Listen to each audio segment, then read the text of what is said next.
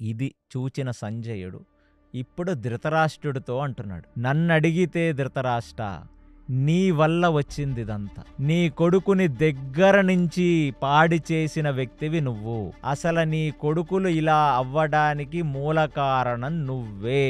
అంటే సంజయుడు ఈ మాట ఎందుకంటున్నాడంటే, ధృతరాష్ట్రుడు ఎప్పుడైతే ధర్మరాజుకి పట్టాభిషేకం చేద్దాం అని ధృతరాష్ట్రుడు దగ్గరికి దుర్యోధనుడు, శకుని, దుష్టచతుష్టయం, ఈ కౌరవుల తమ్ముళ్ళందరూ వెళ్ళి ఆ రాత్రి రేపొద్దున్న ధర్మరాజుకి పట్టాభిషేకం, యుధిష్ఠిరుడికి పట్టాభిషేకం, ఏమిటి మనకి కర్మ, మనం ఎప్పటికీ కూడా రాజ్యాధికారం దక్కించుకోలేమా అనే ఒక సంఘటన ఆ గుడ్డివాడైన ధృతరాష్ట్రుడి దగ్గరికి వెళితే ధృతరాష్ట్రుడు ఏం చెప్పాడో తెలుసా? అంటే బాధపడుతూ దుర్యోధనుడిని చూచి, నేను పెద్దవాణ్ణి కాబట్టి నన్ను ఈ రాజ్య సింహాసనం మీద కూర్చుండబెట్టి నా తమ్ముడైన పాండురాజు యావత్ భూమండలాన్ని గెలుచుకొని వచ్చి నా కాళ్ల దగ్గర పెట్టాడు.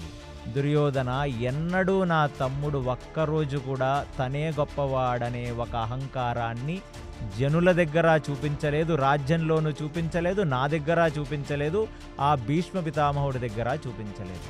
పాండురాజు అలా ప్రవర్తించాడు కాబట్టి నేనెప్పుడూ పాండురాజుని అసహించుకోలేకపోయాను, నేనెప్పుడూ పాండురాజుని చులకన భావంతో చూడలేకపోయాను, నేనెప్పుడూ పాండురాజుకి బ్యాక్ స్టాప్ చేయలేకపోయాను. కానీ అంతకంటే దౌర్భాగ్యం ఏమిటో తెలుసా దుర్యోధన?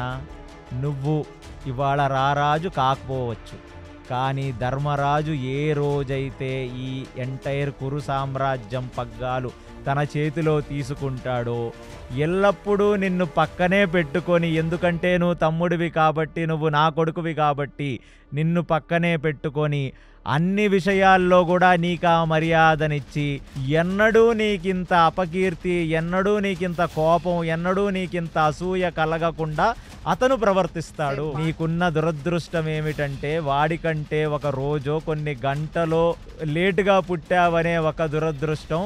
అసలు ఆ ధృతరాష్ట్రుడు ఎంత నీచుడో, ఎంత క్రూరమైన వాడో ఆ రోజక్కడ శకుని చూసి, వాహ్ ఏమున్నావు బావా నువ్వు కనపడని, అంటే అసలు వీళ్ళందరూ ఒక రకంగా చెప్పాలంటే తులసి తోటలో గంజాయి మొక్కలు లాంటి వాళ్ళు వీళ్ళంతా. కాలమే దీనికి ఆన్సర్ చెప్పాలి అని ఆ రోజు నువ్వు నాటావు వాడి మనసులో ఆ విషబీజాన్ని. గుడ్డివాడా ధృతరాష్ట్రుడా, ఆ విషబీజమే నీ కొడుకుల్ని చంపింది వాళ్ళు 24 అని సంజయుడు ఇంత కఠినంగా మాట్లాడుతున్నాడు చూడండి.